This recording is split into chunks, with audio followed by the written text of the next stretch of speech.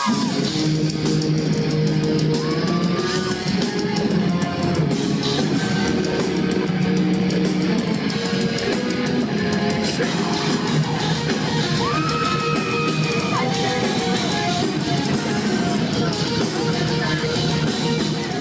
Universal / Republic Records with Andy from BVB BRIDES.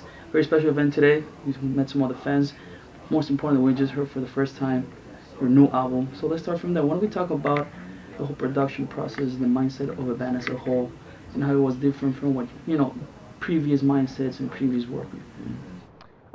This is sort of, I guess, as people kind of know by now, it's a bit of a concept record. So the production process is obviously very different to anything else that we've done because there's such a specific storyline that we were trying to create while still making a record that felt genuine to us. And because I didn't want to write a fairy tale, it was important that the record wasn't some sort of story that was in no way a parallel to our lives. So every part of this story, though it is a concept or a rock opera or whatever, is all very much a parallel to our real life experiences, just done in sort of, I suppose, as a parable, if you will, like sort of, biblical stories where there are things that are applicable to life, but they're, reflections of things that have happened and stuff like, on the cover, you have kind of a David and Goliath image, and that's something that we've obviously dealt with all of our lives as being kind of the kids from small towns, like rock and roll kids who listen to metal and punk rock and feeling like we were kind of up against it, but always feeling like we had a certain level of strength because of what we loved and what we did. So,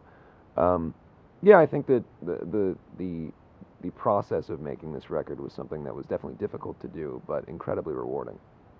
What were let's say, obviously being a concept record, you said it's obviously more complicated than your previous releases. Why was that? What were, like, let's say, the bumps in the road that you faced and you were like, okay, this has got to be handled in a different angle? I would say more than anything, it was that we really wanted to write a different kind of record. Musically, we wanted to do something that was larger than anything we'd ever done, and not change what BVB BRIDES is as a band or what we are musically, but change maybe sonically how we play with music, and we had the opportunity to put a lot of like string instrumentation into the record and a lot of just soundscapes and things that we've never done before, and that was really the challenge, was figuring out and finding new ways of writing songs to involve all these horns and instrumentation, these things that we wanted to put in there that we've never really done before.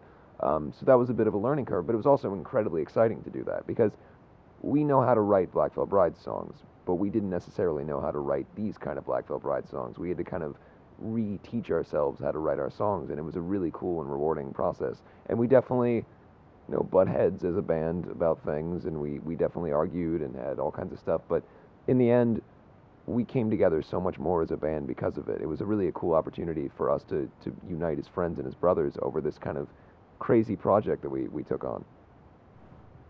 Right, and let's talk a little bit about the evolution of the band. You just said obviously with this new one, you really learned about each other, a complete different picture you kept. Like, why don't we go back a little bit when you all started working together and how all of a sudden you kind of faced certain success, but you were never happy because obviously this is a very aggressive project. This is from guys saying, you know what, we want to do the next big level for ourselves, really. Yeah, I think that we wanted to maybe.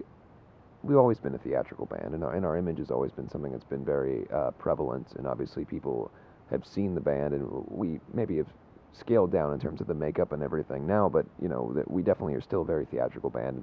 The message of the band has always been very important, this kind of idea that we are one with our audience, and that we have this sort of community that is the BVB Army, or the the sort of outcasted society thing, and that's always been the most important thing to me, is the message of the band, and making sure that our fans know that we're very genuine about every song that we write, and every lyric on every album is something that we mean.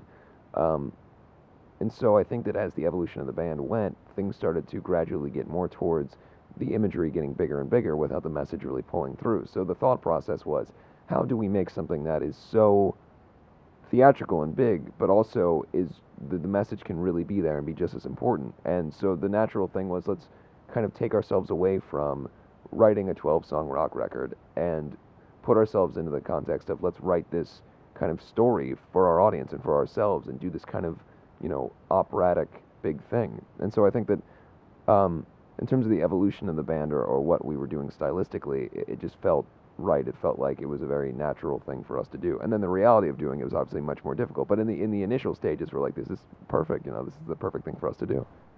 Let's talk about the production team, your engineers, your producers. I know you have Blasco managing the band as well. So why don't we tell, because most people just see the band as what you are once you're on stage. But let's talk about the behind the scenes of what went into the production of the record. Okay, yeah. It was produced by John Feldman, who is an amazing person, and maybe not an obvious choice for us, which I liked in terms of his catalog is not necessarily Black Veil Bride stylistically, but he's a very skilled musician and a very skilled songwriter and a very skilled producer.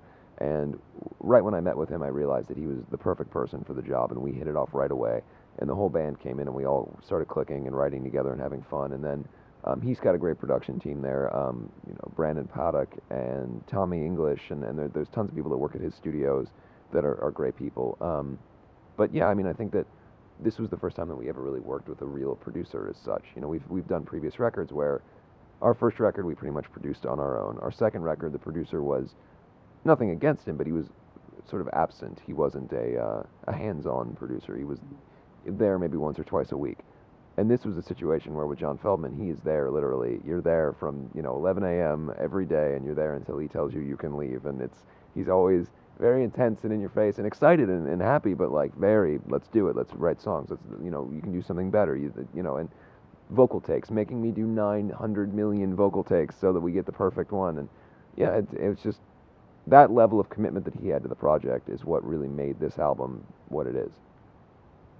What are the expectations once this comes out? Obviously we already saw a big list of the first kind of global tour you're going to be doing, but what is coming up for you guys?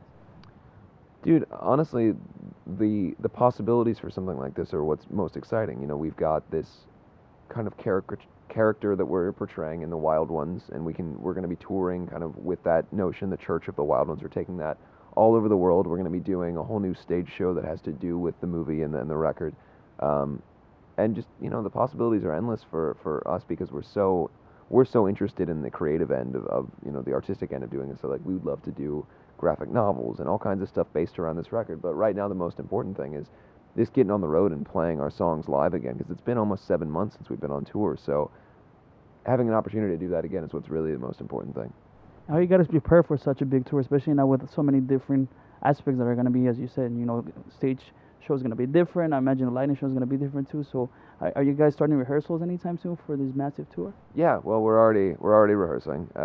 Actually, while I'm in New York right now, the boys are back in the rehearsal space rehearsing. I'll join them tomorrow when I land, and yeah, it's getting ready for. We're playing more songs on this tour than we've ever played before. So that's been really cool, like preparing for this big kind of massive show.